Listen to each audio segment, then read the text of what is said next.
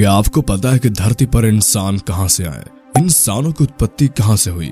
क्या सच में हमारे पूर्वज बंदर थे या कोई और? एंड मोस्ट इम्पोर्टेंट, पृथ्वी का निर्माण कैसे हुआ? बचपन से लेकर अभी तक हमारे जीवन के कई सवालों के जवाब हमें नहीं मिलते हैं। ऐसे ही सवालों में यह सवाल भी मौजूद होगा कि धरती पर इंसान कहां से आए और मानव जाति का इतिहास क्या है।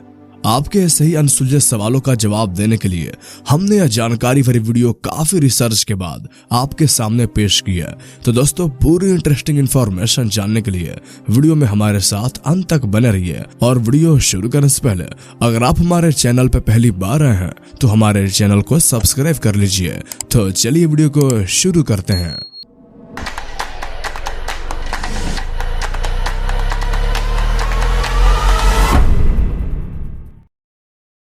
देखा जाए तो मानव इतिहास को जानना बेहद महत्वपूर्ण और दिलचस्प है, और आपके इन सवालों के जवाब उसी में उलझे हुए हैं।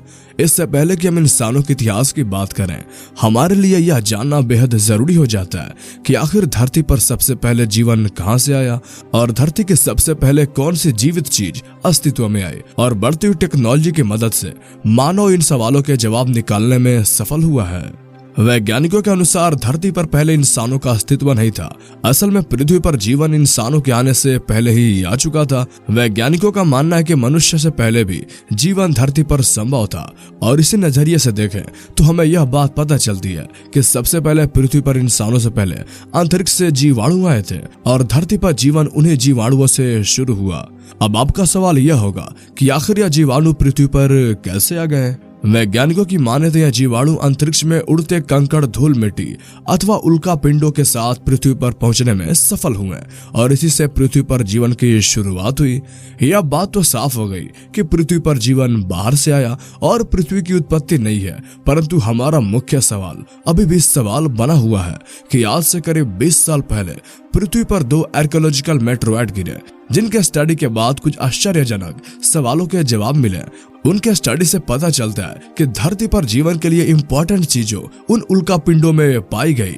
उसमें उन्हें पानी और कुछ दूसरे बायोलॉजिकल मटेरियल्स मिले, जिससे यह साबित होता है कि धरती पर इंसान किसी दूसरे जीव की तरह आए थे, और उसके बाद नेचुरल एक्टिविटीज के चलते उसने अपने आप को विकसित करके मानव रूप का क्रिएशन किया। हालांकि इस बात के कोई ठोस सबूत तो अभी भी नहीं मिले हैं, पर ज्यादातर बड़े बड़े एस्ट्रोनॉमर्स और साइंटिस्ट का यही मानना है कि मानव को यह जानकारी हासिल करने के लिए अभी और रिसर्च की आवश्यकता है, और इस पर सालों से शोध चल रही है। इस विषय में डॉक्टर एलिस सिल्वर की एक बहुत चर्चित किताब में उन्होंने लिखा है कि बहुत पहले धरती पर इंसानों को अंतरिक्ष से एलियंस के द्वारा लाया गया, और उन्होंने ही इसे रहने लायक सुनिश्चित जगह माना। उनकी यह मशहूर किताब human are not from the earth में सारा विवरण बेहद तार्किक रूप से दिया गया है। अब आइए जानते हैं कि आखिर इंसानों की उत्पत्ति कहाँ से हुई। बात अगर इंसानों की उत्पत्ति की जाए तो वैज्ञानिकों का नजरिया हल्का बदल जाता है। हालांकि अलग अलग वैज्ञानिकों ने इस मामले में अपने अपने तर्कों को सामने रखा है। अब इसमें कौन सा तर्क ज्यादा सही और सटीक है, इसका चुनाव कर पाना अब भी संभव नहीं हो पाया है। इंसानों की उत्पत्ति के संदर्भ में कई एक वैज्ञानिक यह भी मानते हैं कि जीवन की शुरुआत समुद्री जीवों से हुई, और यदि समुद्र से जीवन की शुरुआत हुई तो यह भी निश्चित है कि मनुष्य भी समुद्री जीव ही था, और विश्व के सभी बड़े वैज्ञानिकों का सामूहिक तर्क भी यही है।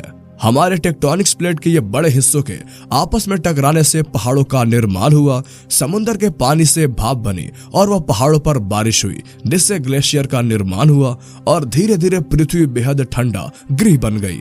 और इसी समय समुद्र में हो रही केमिकल रिएक्शन से समुद्र में माइक्रोस्कोपिक क्रिएचर्स पैदा हुए। हालांकि पृथ्वी अभी भी पूरी तरह मनुष्य के रहने लायक नहीं थी।